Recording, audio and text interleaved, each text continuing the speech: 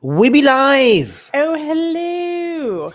Why you become British every time I go live? Is it? Is that a British accent? I don't know. I don't know. Just me being silly. Okay. Cool. What are we doing today? Oh, we're answering questions. Okay, it's the Q&A. Ask your questions then. I see people in the live chat Well, I saying have a question for our audience. Oh, I thought it was the other way around. Well, I want to ask them a question today. Okay, all right.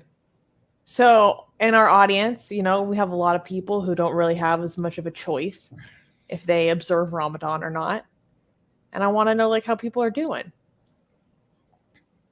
Oh, okay, cool. Good question. Yeah. So, how's Ramadan for you guys? For those who have to participate. Okay, they're asking questions here that I don't know how to answer. I don't know how to answer this one. I have no idea. I don't even understand the question, so I don't know how would we know what. I think it's a joke, so don't worry. Okay. All right, ask us question. Oh, guys, also don't ask us questions about our personal, other people in our lives, okay? Because we don't want to involve people who are not. Me and Susanna are already taking a lot of, risk and stuff. We don't want to involve other people who are not part of this activism stuff. So don't ask about that. So we're not going to highlight anything in that regard, right? Dolly is eating. Dolly is Muslim in a Muslim country. Well, ex-Muslim. Ex-Muslim, sorry. Muslim background, what I mean. I just pulled an Ali Rizvi. She's an ex-Muslim in a Muslim country, and she's eating. I think Dolly might actually now get offended that I called her a Muslim. Oh my God. It was a mistake. It was a slip of the tongue. Okay. All right. No, yeah, but she is as a former Muslim that lived as an ex-Muslim in Iran, I can relate with having to sneak food. It's basically, imagine, the people who smoke weed and have to find a dealer and find secret places to smoke and stuff. Yeah, they have to find their plug. This is what you feel with food during Ramadan in an Islamic country. You need to have you secretly. Okay, yes. God damn it! I knew she's gonna get butthurt.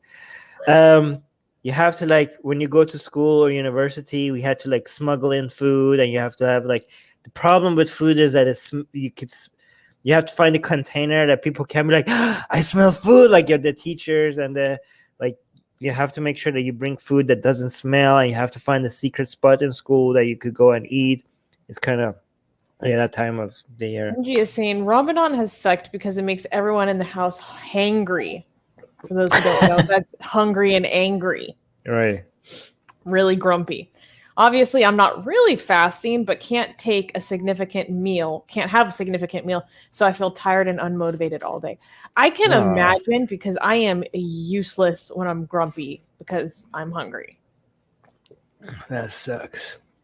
I'm so glad I don't have to pretend to do Ramadan anymore. Yeah. Because I right now I eat 5 meals a day. Right? And you guys should see his meals.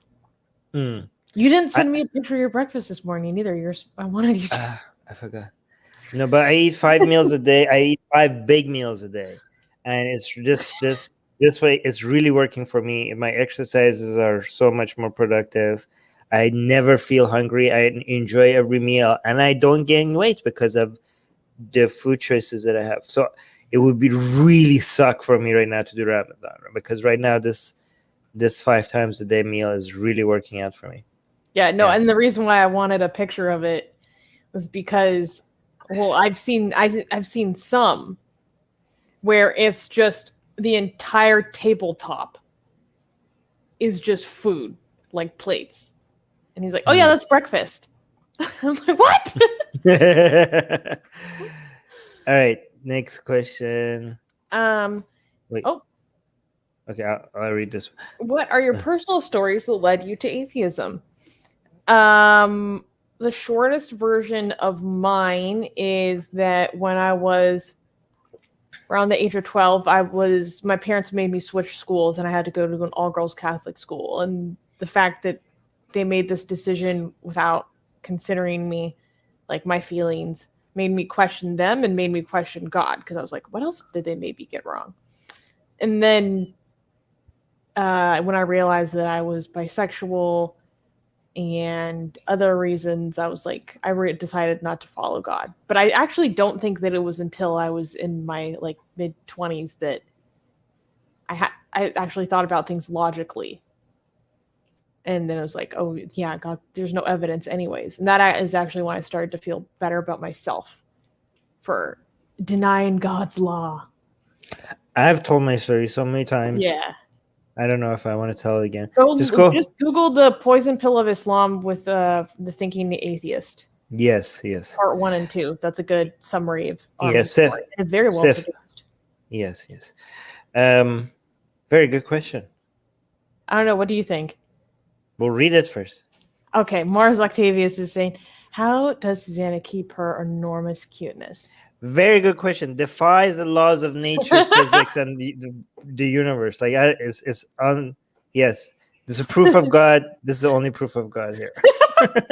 It's my existence. Get into it, you guys. There's no law. Like, there's no way to contain that. Armin's like, make it make sense. Good question. Good. There's no answer. We don't know. We'll try to find out. Narumi Momose is saying, Armin, speaking of electric cars, don't you think they're ineffective in their purpose, for that matter, green energy in general? Well, I don't know. Let me check out with my engineering degree. What? Like, first of all, how do you think I would know? I mean, okay, so based on my extremely limited information, based on my answer, my viewpoint on this should not be valued at all. But given that you ask, my interpretation of what I've seen so far is that the point is not for it to be effective right now. The fact is that it's a technology that is fast and so fast becoming less and less expensive, right? So even if it's not cost effective right now, the speed at which the technology is developing, you could see that at some point producing energy in that way it's going to become extremely cheap. So you're not going to, it's insane for us not to do it because it's ineffective right now. Because if you don't start at it, you're not going to get at the point where it's going to become extremely cheap to produce.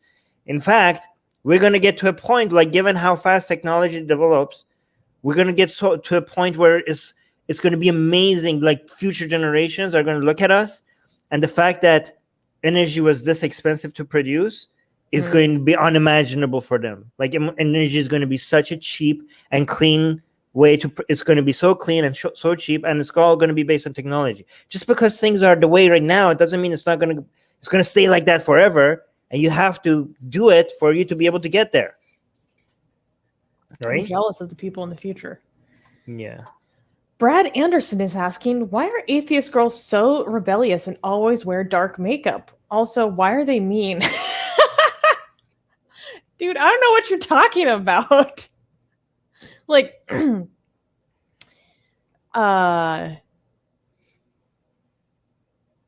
it's just not true in so many aspects. No, they don't always wear dark makeup. Like, maybe go do a little bit more exploring. Also, why are they mean? Who are you talking generalizations to? Here. Yeah. Yes, there are generalizations. What, Brad, did you have a bad experience? Did somebody say no to you, Brad? Did somebody turn you down, Brad? Ooh. I'm very nice. I don't know what you're talking about, Brad. I think Brad had a bad experience and he's now saying no. Like, it's okay. It's okay. I'm kidding. Brad, don't get upset. All right, next.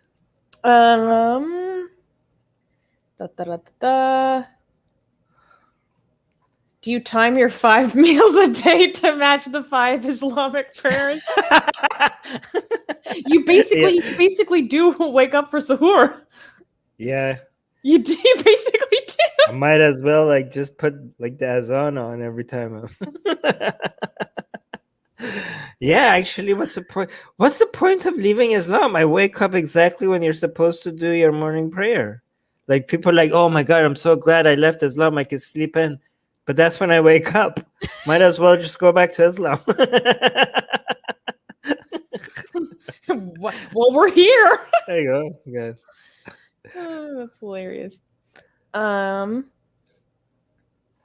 Oh, Puya is saying back in Mashhad, which is a city in Iran, we had restaurants that were secretly open and they would have an escape route in case cops came. That's so cool. This is like the saloons of the Prohibition era, except it's just food, which is that crazy. is so risky though. Why would you risk that? Oh my God, you could take like wow. Would you be able to take your license away?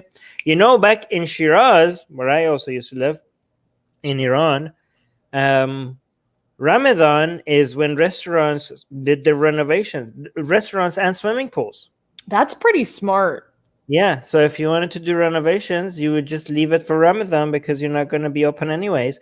You can't, by the way, I don't know if people know, but you can't swim during Ramadan anyways, unless you come do doggy style all the time, because you can't have your head underwater. If you have your entire head underwater, oh, you mean doggy paddle? It's like, what the heck are they doing in that pool? That is not halal. It's doggy style. Not in America. It is a style, and it's doggy. So I don't care. I'm not talking about the sex. I'm talking about swimming. All right. A mental picture. Oh my God.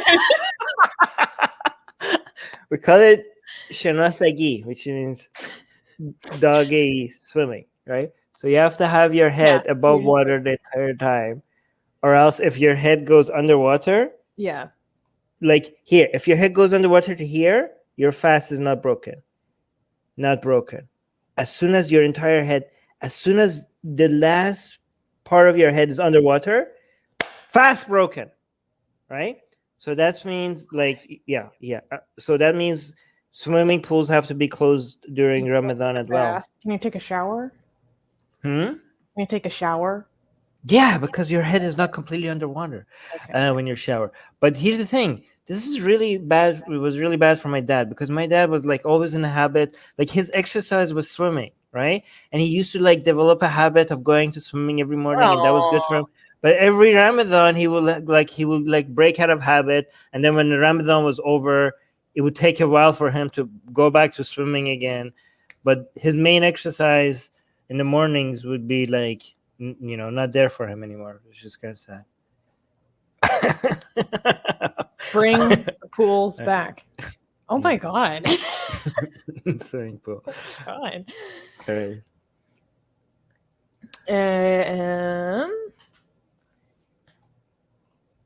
Susanna, have you ever been in a masjid? And if so, what did you think? I haven't actually. When I started getting into studying Islam, it was like shortly before the pandemic started, so I didn't have the chance. I don't understand how so many Western masjid or mosques, as we call it, allow non-Muslim in there, because non-Muslims are najas, they're unclean, and a masjid is holy.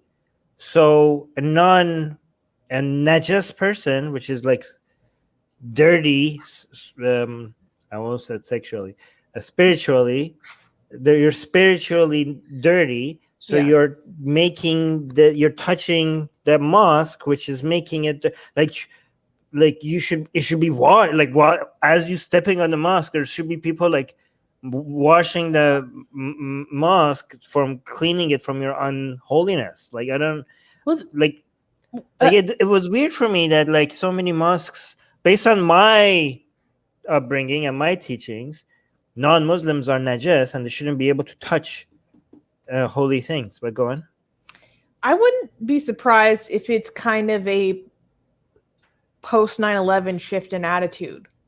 Like in my lifetime, because I was like it was before I was even in kindergarten when 9/11 happened. Like I grew up in an environment of 10 years throughout my elementary school of trying to like de-scarify like Muslims, because culturally America, had like too much of a backlash of demonizing Muslims.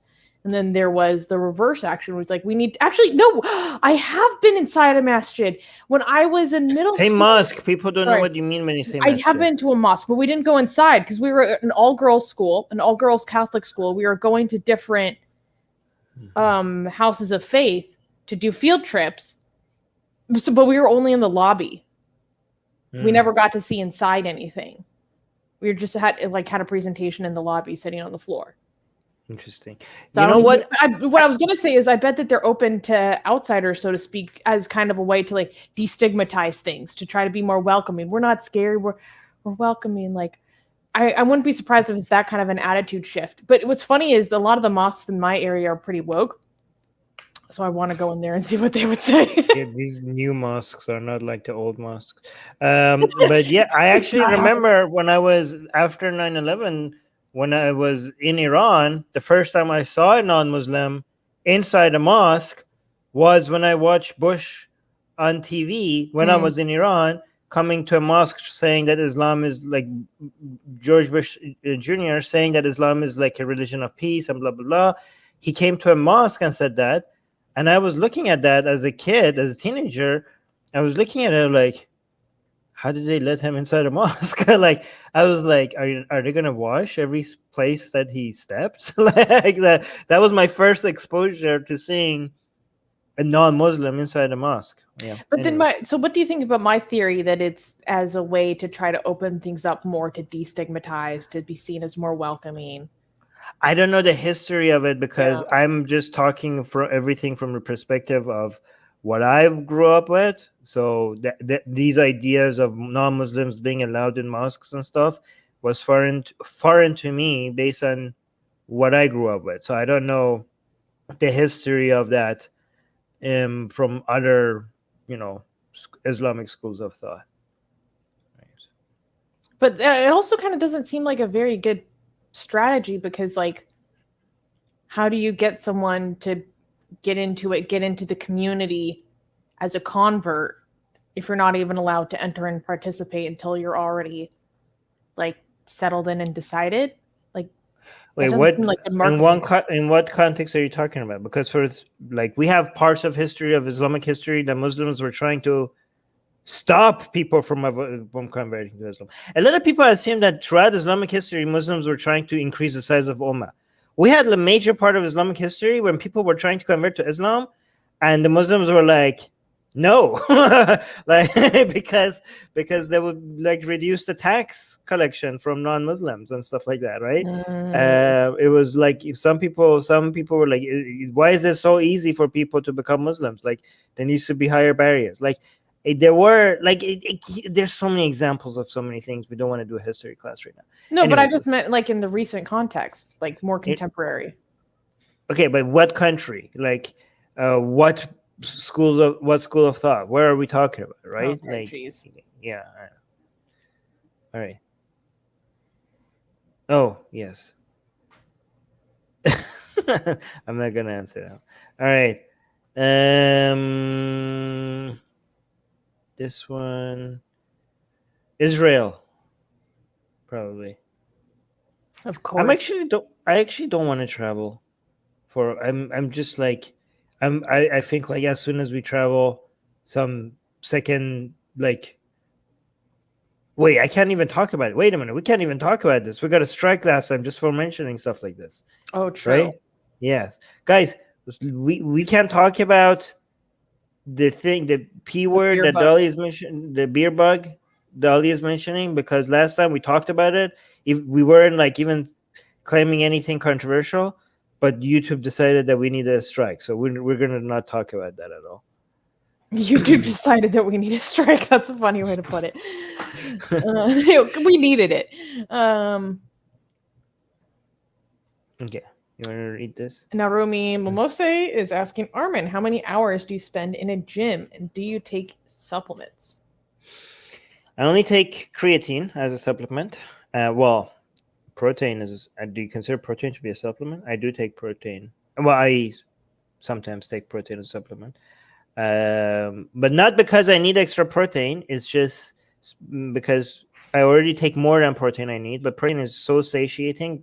That's why I take protein, not because I need more protein. I don't need more protein. I'm already taking way more than I need. That's only the supplement I need. I'm not trying to get any bigger. I'm just trying to maintain what I have already. I'm really happy where I am with right now. And maintaining what you have takes a lot less effort than trying to improve. That's why I only need 1 hour of gym a day. But I also have resting days. But it takes very, very little. If once you reach where you want to be, maintaining that takes very little effort. So I'm glad that my time, I save a lot of time not having to do too much exercise anymore. But there's, by the way, that's for muscle. Okay, so there's exercise. There's 3 different reasons why you exercise, right? Weight loss, building muscle, or cardiovascular. So I have 3 separate things for those 3 things, right? So cardio is very easy for me because I just sit on my spinning bike while I'm finishing books or catching up with the news. It's very low effort. And also cardiovascular, I only just have to do 1 very intense cardio just to hear my heart pumping, just to make sure that I am exercising the most important muscle in my body, which is my heart, right? Cool. You pick the next question. Armin, in Iran, did you have to listen to and approve the list of music that has been chosen for you, or were you a baddie and listened to whatever you wanted? Oh my God, guys! It's Iran. It wasn't North Korea. It's bad, but it's not like, just because things are really bad, it's not as bad as you think. There's nobody's coming and checking in. Okay, maybe during Ashura, if you're like listening to like Western music on high volume and everybody can hear it, then you're gonna get the Basij knocking at your door or something like that. But nobody is checking what you're hearing, like in your private home, in your car, on your headphones. Nobody's checking that. Nobody is checking that. Like, you guys think like it's bad. Okay, it is bad, but it's not. It's not this bad. Okay, so no, there is no list of approved music that you can listen to. I mean, there are. Okay, so here's the thing. There are people who say it's bad that you're listening to that music, but there are people who say that everywhere, including in the United States. Like there's no enforcement of that. Yes, there are some religious leaders that are saying like, oh, your mind is being corrupted by Western music and Western movies. Yeah, there are people who are saying that, but nobody is enforcing that. Yeah, okay. Next. What are your guys' take on secular Buddhism? It's a contradiction. No, what do you... I mean, okay, yeah. Are you talking... I'm going to assume you're talking about a Buddhism that like includes absolutely zero superstition, because even some of the non-theistic Buddhism I've seen still does contain a certain level of superstition sometimes.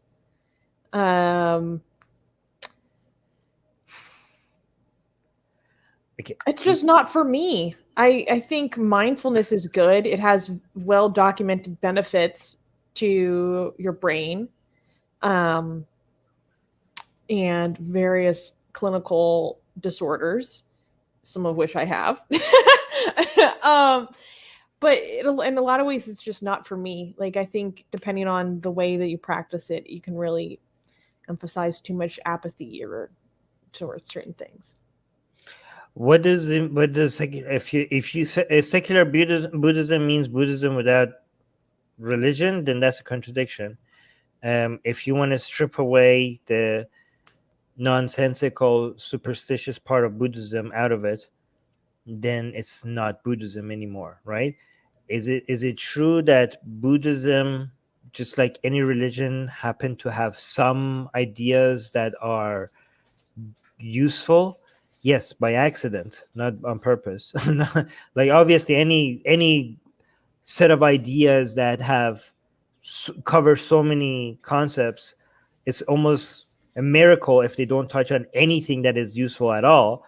But the thing is that the way that we determine whether these ideas are useful or not is by analyzing them scientifically, which means that even without Buddhism, we would have come up to the conclusion about what's like the methodology that we use to see what's good from Buddhism would have given us those results without Buddhism. So why do we even need Buddhism, right? So the process that you're using to look at, oh, this in Buddhism is nonsense, this is superstitious, oh, reincarnation is nonsense, karma is nonsense, oh yeah, mindfulness seems to be scientifically proven that if you reflect on your mind, blah blah blah, maybe it has some good. Well, then you're not using Buddhism to get to that conclusion. You're using the scientific method. So you don't need Buddhism. In fact, not only you don't need Buddhism, if using the scientific method, you're deciding that these things are useful, by adding the label Buddhism to those discoveries, you're validating and giving legitimacy and authority to all the nonsense that comes with Buddhism, right? Yeah. Maybe you decide that, oh, no, I'm just going to call it Buddhism, but I'm going to ignore all the nonsense of superstition. But you're using that branding. You're using the labeling and the branding that is associated with that nonsense. So even if you know that those are nonsense, you are promoting nonsense just by using that labeling. That's kind of like what Ambedkar did with his version of Buddhism. Like he kind of tried to take it and combine it with like French and Enlightenment values, but the fact that he still called it Buddhism, when really so much of it is so far removed from actual Buddhism, like gives a lot of legitimacy to Buddhism when as an outsider, it seems like he gave it that name as a marketing tool because that's what a Dalit or Hindu society would be more comfortable with, more familiar with, and so they'd be more attracted to it than just completely atheistic. Like he took Buddhism, it seems like marketing to me, but it still gives that legitimacy. It's a big problem. Exactly. He took Buddhism. He took everything out of Buddhism that makes it Buddhism. Yeah. And he replaced it with everything that made Enlightenment values. He put it there and he still called it. He basically took Enlightenment values, removed the label, and wrote Buddhism on it. Well, that's such a disservice to the world. Even though, yes, we agree those values that you're promoting are good values, but why are you branding it as Buddhism? People are not that smart to realize that this is not the same thing that people usually associate with Buddhism. And because people don't know that, you're promoting nonsense. You're promoting the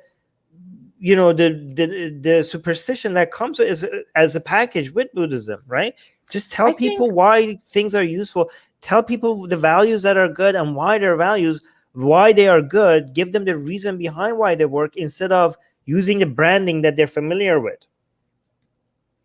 Well, I think the difference is, for him, you're saying, oh, he did such a disservice to the world by still calling it Buddhism. I think it was a very pragmatic and actually smart decision for the time.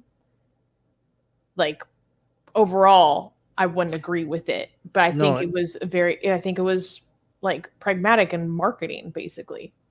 It seems like a good idea for the short term to tell. That's exactly what I said. Yeah, but it's bad. It's a bad idea. Mm-hmm. It's better to equip people with the tools to recognize nonsense rather than trying to sneak in the values that you were smart enough to realize. Here's the thing: there are thinkers around the world that use the tools to process what values are good and what values are beneficial to society, and they want to promote these values, But instead of giving the same tools that they use to realize these values are good, instead of giving the tools to the people, they want to give the values to the people. And they want to give the values to the people by any means necessary. And this is exactly what Ataturk, for example, did. Like, no, don't give the values to the people, because, and then like you could give these values to the people with marketing tactics, with rebranding things, by sugarcoating things. But giving the reason why they want to give the values to the people instead of the tools is because it's harder. It's the harder thing to do. And the return on your investment is so much slower, but the return on investment is going to be bigger. So if you give the tools to people to come up to these good values, you're not going to see immediate results, and you're impatient. You want to get them to your desperation to get them to the conclusions that you came to is going to make you either force secularism like on them, like Ataturk, or promote Enlightenment values as Buddhism, right? But none of this is good. Give them the tools. I know the returns on your investment is going to be slower, but it's going to be longer lasting, and is lesser chance to come bite you back in ways that you didn't anticipate, right?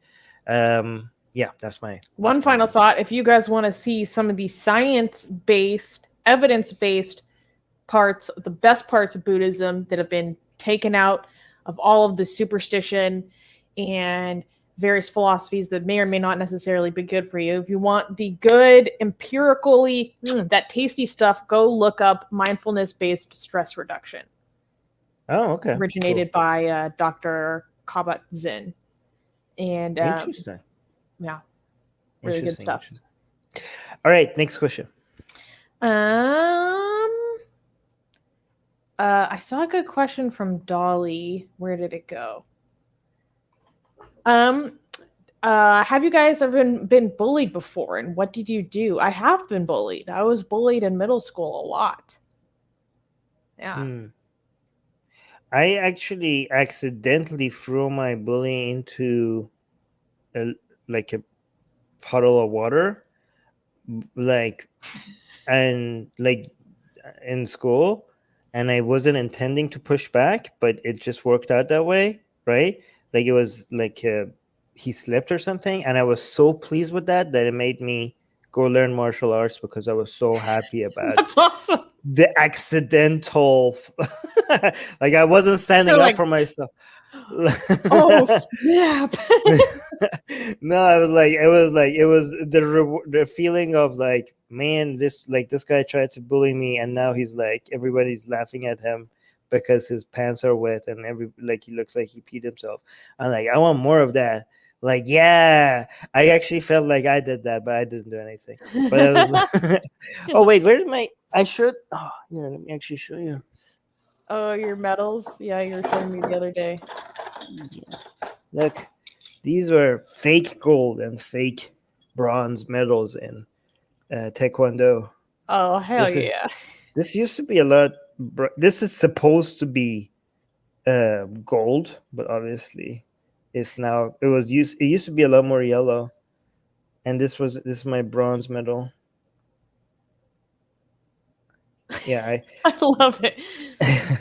I won gold. I beat up everybody in the competition.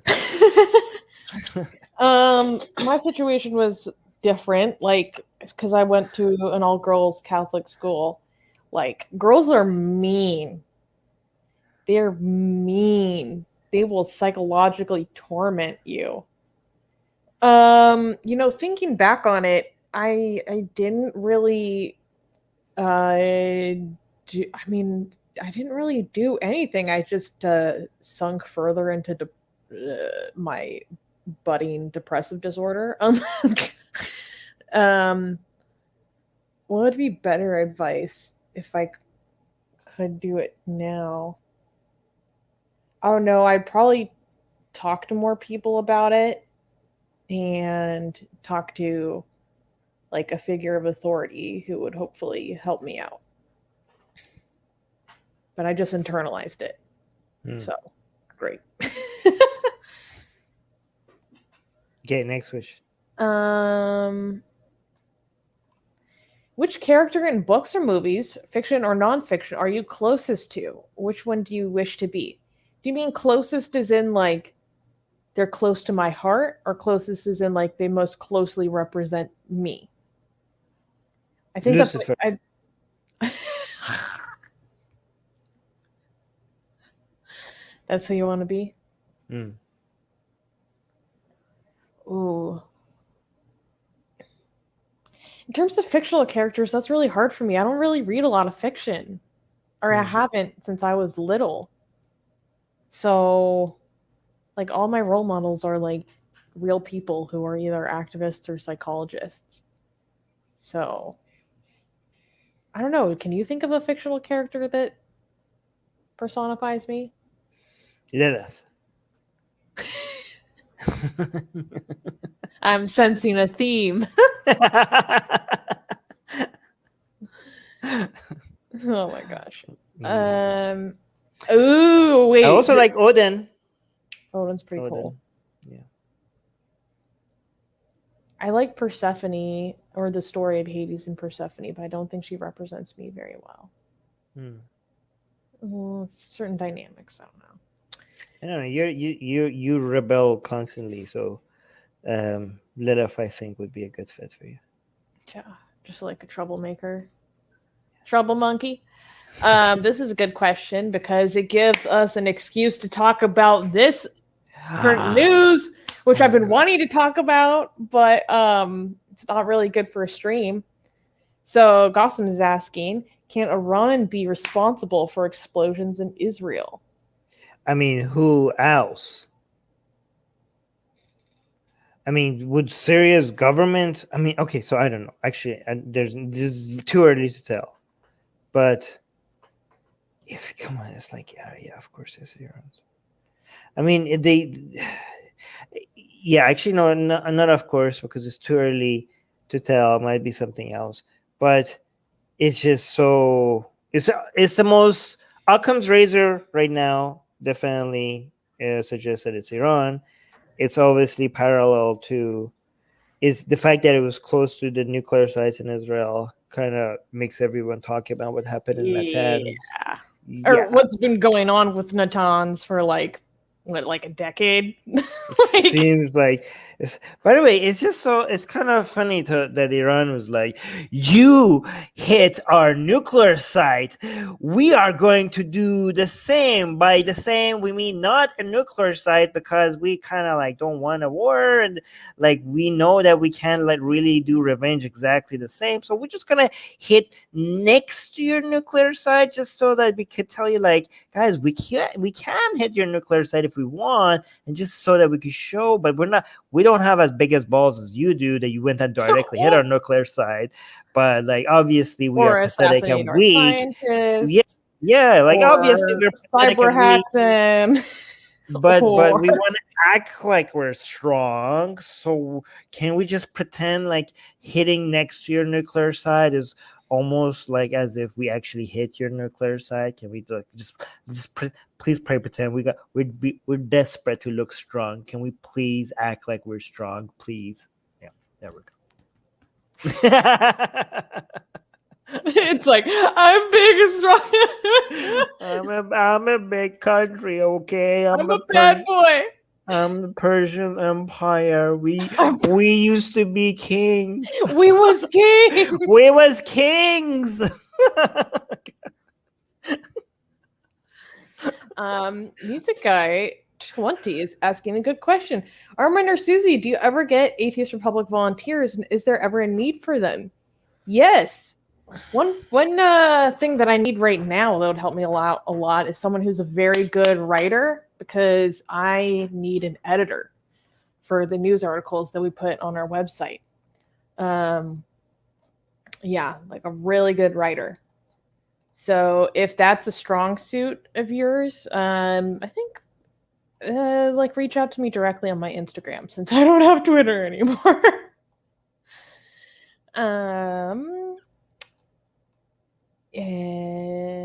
Okay, you keep focusing on that. I'll try to find another question. Yeah.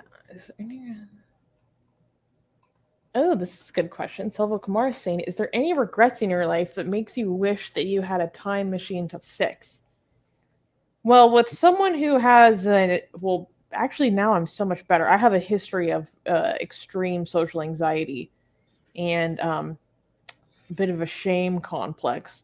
So there are plenty of times in my life where I wished that was true, so I could fix situations that caused me to feel shame or ashamed or embarrassed. But I'm at a better place where I feel like you need those things to build character. There's stuff that I wish I had handled better right now, but I don't know. I don't think a time machine would really help me. It wouldn't help what's causing me distress about those things, which is something I need to work on within myself. And I'm going to pretend it's a time machine where I don't have to worry about butterfly effect and screwing up the whole world. So basically not a time machine. Yeah, because I knew that's where your answer was going to go. Yeah, this is suicide. This is suicide. Why would you do that? This is basically suicide. Okay, I am what I am today.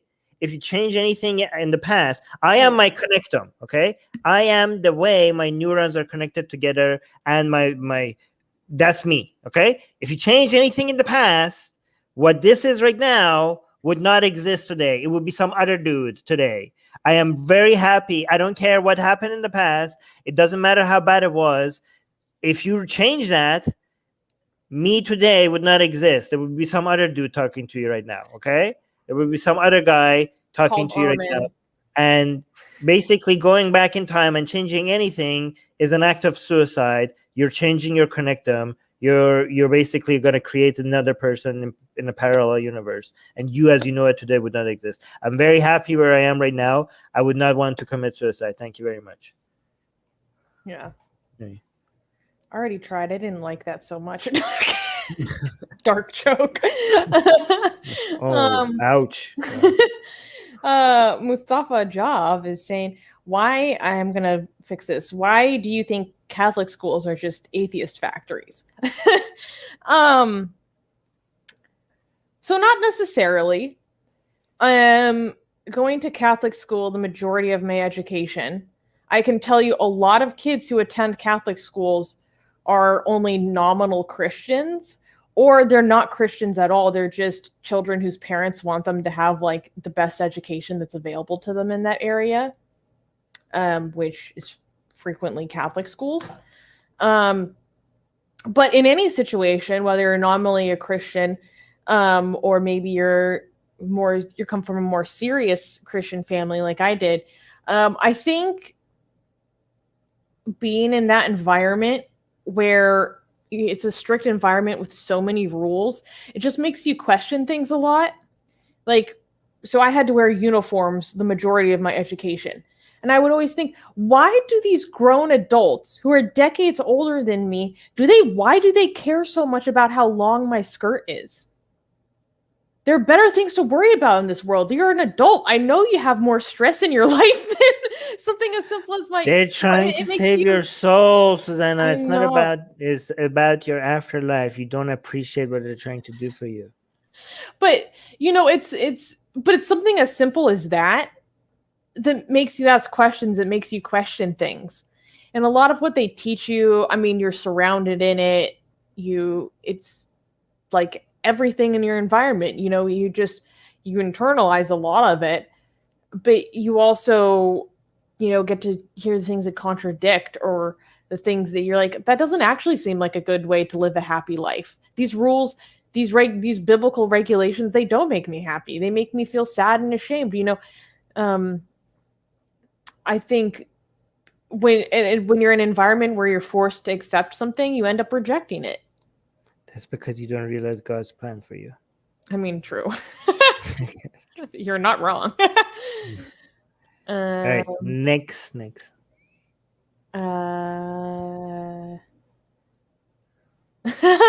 Dolly is saying that I'm Aphrodite and Armin is Loki. He is very mischievous. I'm Odin. Oh, okay. Okay. Maybe... I'm Odin. I'm on them, okay? No, I read Loki's story. Loki was bothering people for no good reason. Like, at least, like, I liked rebels in stories, but rebels that I can like that they're rebelling for a higher purpose, not just to be annoying. So Loki's story sometimes makes me feel like you're just a dick.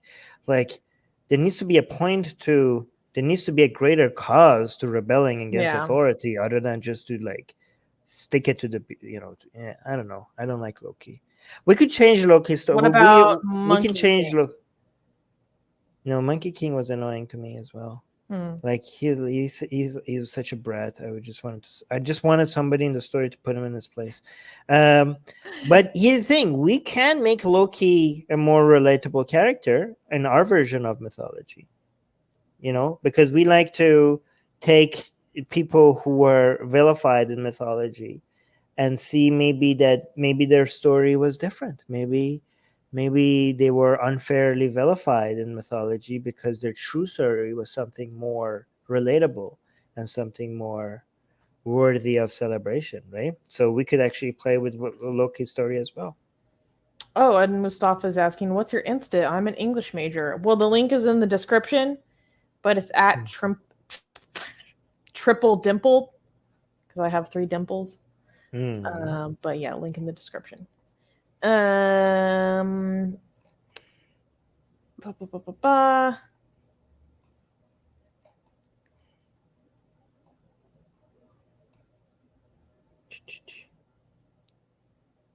What's next? I'm looking for one. Oh, this is juicy. The Bible approves abortion. Let's get to juicy questions. Who lost their virginity first, the ex-Muslim or the ex-Catholic? I don't actually know the answer to this.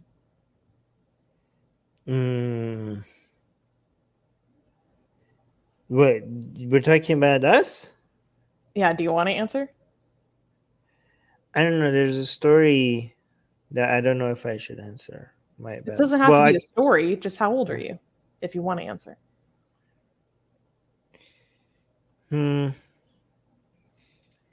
Okay, you go first. I was 17. Yeah.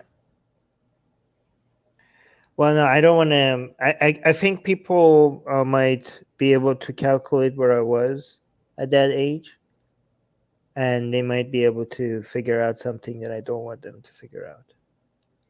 So I'm not going to answer that. Okay. Yeah.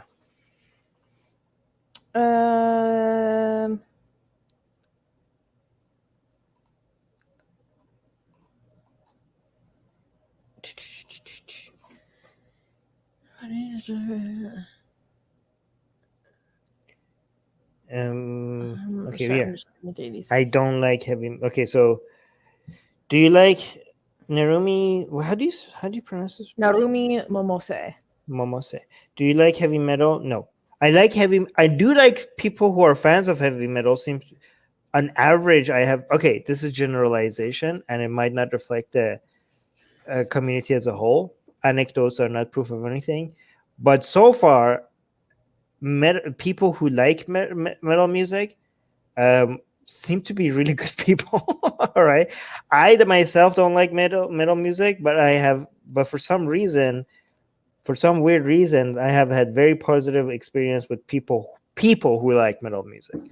And listen, if so, which era? Okay, yeah, I have no idea. What about you? I mean, I very rarely listen to metal or heavy metal. Yeah. It's funny you should say that about like metal people generally are like pretty nice. They tend to be kind of intense. But the Norwegian death metal scene is not very nice. Yeah. It's. I think I know why they're nice. Was not very nice. I think it's the same situation with minorities in other countries when they're supposed to, when people feel like they're representing a community that has been demonized. So you end up, without planning, be extra nice because you feel like you're representing a vilified community of people. Maybe that's why a lot of metal people are nice, just for the same reason why, I don't know, like minority religious groups in this country who are vilified seem to be extra nice just because they feel have like to be. not because they're planning like, oh, let me like do some marketing. They just like unconsciously end up being nicer because they feel like it's their responsibility to make the community as a whole look better. I don't know. Maybe I'm just guessing. I have no idea. Yeah. I like how you just compared the metal community to like a minority religion. To a minority anything. Yeah. Religion. Yeah. Ethnicity, religion, nationality, anything. Yeah. Okay. Next. Oh.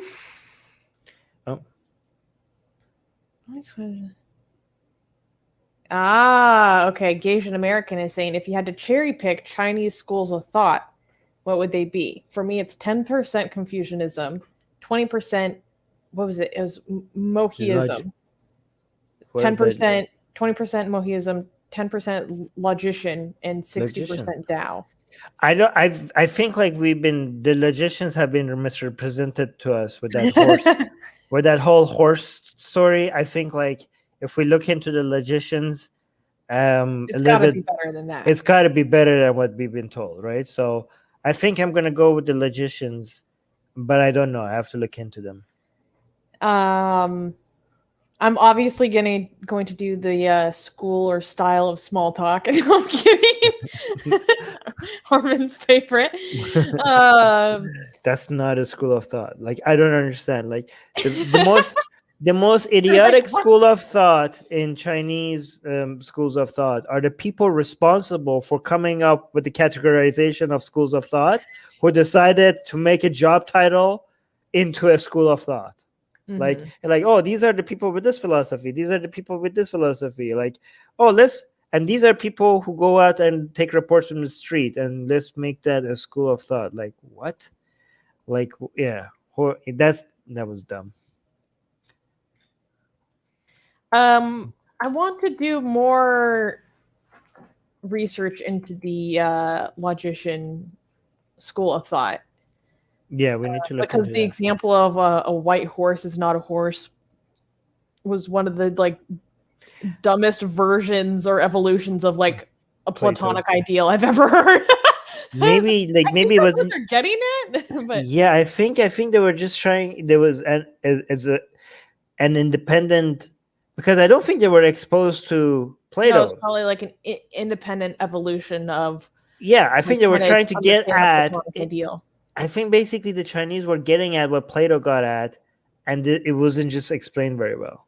And a lot of what Plato was trying to get at in that is actually, I think he was trying to grasp what we now understand through cognitive psychology. That's what was really interesting to me about when I started to learn cognitive psychologies and our processes of precognition and recognition. I was like, this is kind of what Plato was trying to get at. I get that most of the feeling in mathematics. The idea of a circle, for example. You can't draw a perfect circle anywhere. Like, there's no way to draw a perfect circle or perfect square or anything. But we understand the idea of what is a perfect circle, or like a dot, or like a line that has no width. So these things do not exist in nature, but we understand the concept. So I feel that I see that in mathematics mostly. Yeah.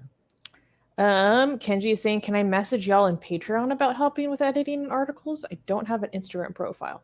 Yeah, sure. Actually, Patreon is the best way to reach out to. Every single other inbox that we have is completely, for me at least, is. Yeah, if you're trying to reach Armin, it's definitely Patreon. If you're trying to reach me, it's my Instagram. But I'm sure Armin would be happy to pass that message to me. Yeah. You have access to it. Yeah. But I usually don't poke around in there because I don't want you to like miss stuff. No, but you get emails when people message us. Oh, that's true. Ben is saying something. Ben Herrera is asking, what religious mythology do you find most entertaining? I love Mayan mythology. It's so edgy yet wacky. LOL. I need to learn more about Mayan or Central and South American mythology, to be honest. The names are very intimidating, I'm going to be honest. because I'm like, I don't even know how to pronounce that. But I've been really into Hindu mythology recently, mainly because my entire life that was like strictly forbidden, as a Catholic, like showing interest in that, like that's bad, So I really don't. I'm learning so much more about that. I find Shinto mythology so interesting. I think I love Shintoism.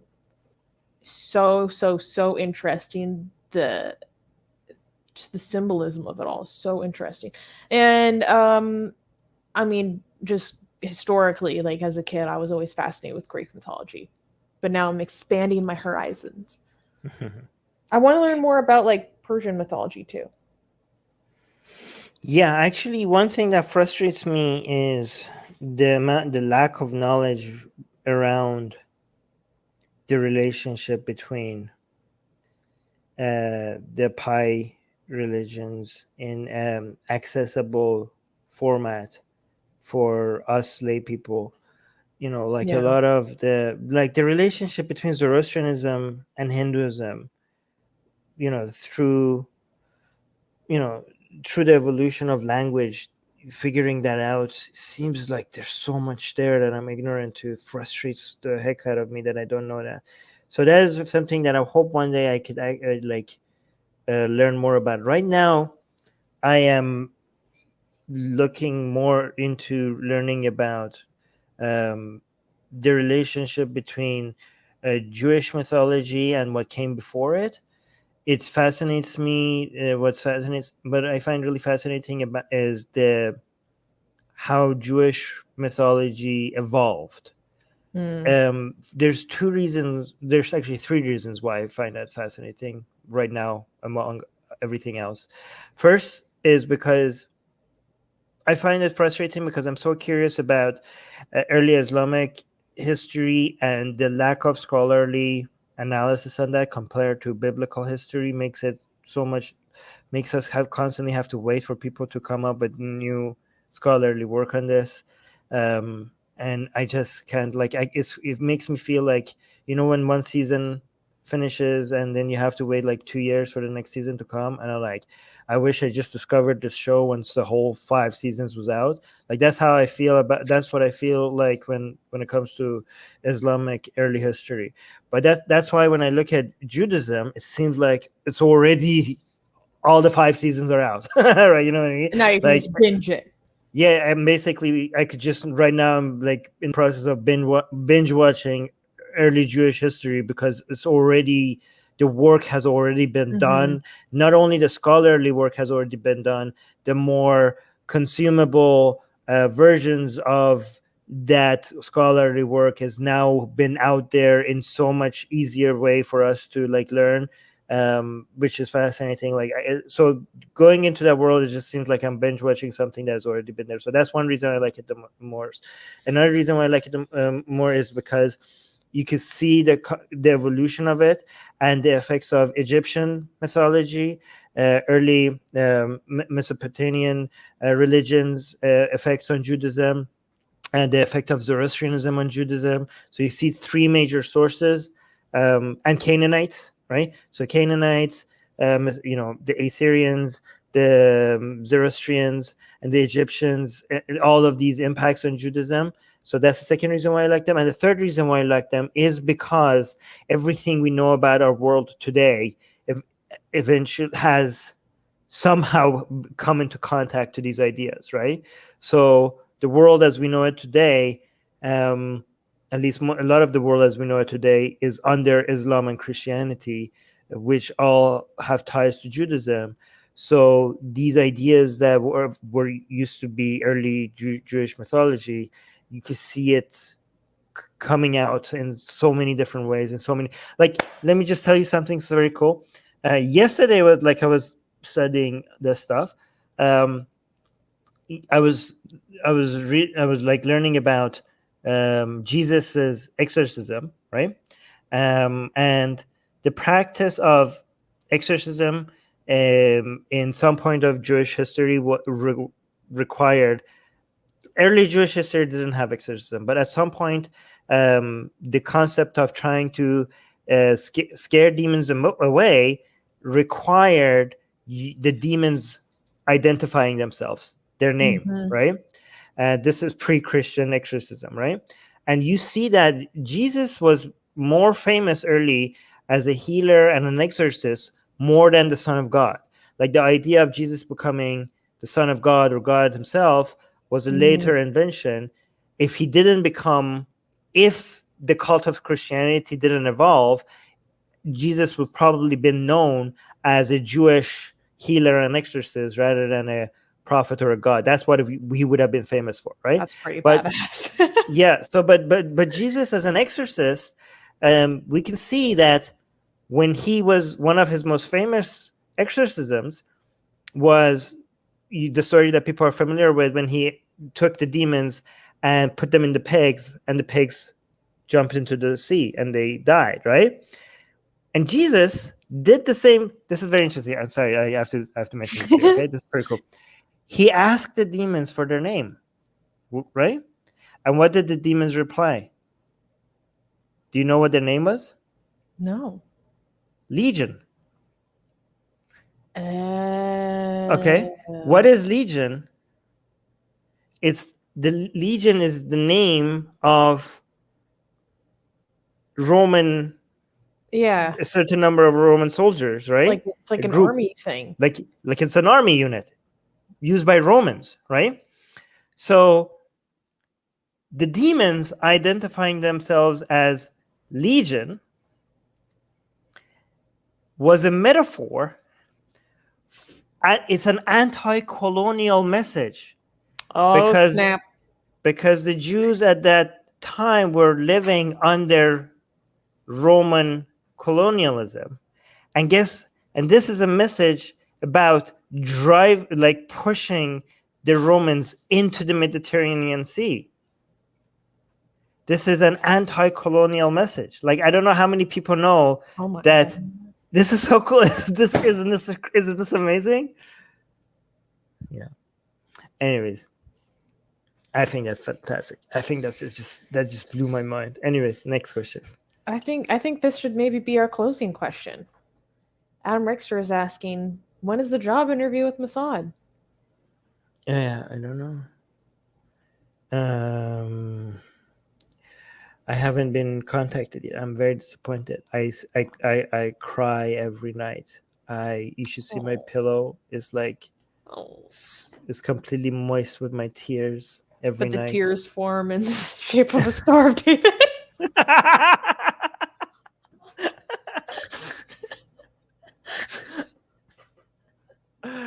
Oh God, no, Mossad hasn't called me.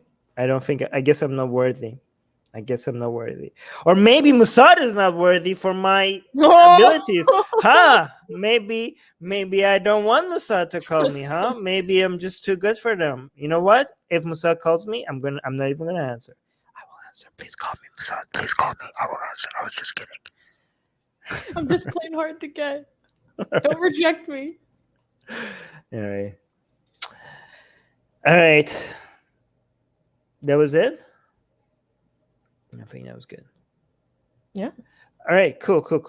Oh, I think I just blew up Ben's mind with the whole exorcism story. Right. Guys, go check that stuff out. It's pretty amazing. Right.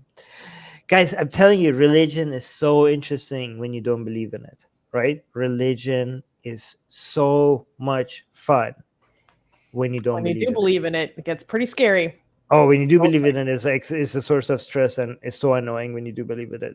It's a major source of anxiety. But when you don't believe in it, it's so much fun. Better than Harry Potter. All right. Guys, subscribe to our newsletter. Link in the description. We talking about religion being fun. We make religion very fun. We make religion sexy. We make religion extremely sexy. And you get all of that for free. We basically take all this mythology and all of these stories, and we have an amazing artist that who draws all of this stuff in the most sexiest, beautiful arts possible. All of these stories that we talked about. And every time we talk to you guys about mythology, we come up with new ideas about what to draw next. And we send this all to you all for free. Link in the description. All our newsletter subscribers get our blasphemous art for free. You get an initial booklet that has a lot of our blasphemous art at the beginning, but as we make new art every week, you get the new art that we make sent to you as well. And yes, you get my book. And as a side thing, you also get my book, Why There's No God, for free. I know you guys don't care, but you get that. I mean, you should care. It's a best-selling book on Amazon, and you get that for free. You get that for free as well. But the blasphemous art, juicy, sexy. Link in the description. Subscribe to our newsletter. Talk to you guys soon. Bye-bye. Bye. Sign up now. It's Hikmah. It's kosher. Dharma. And it's kosher. Dharma. Yes. Oh, you messed with the order.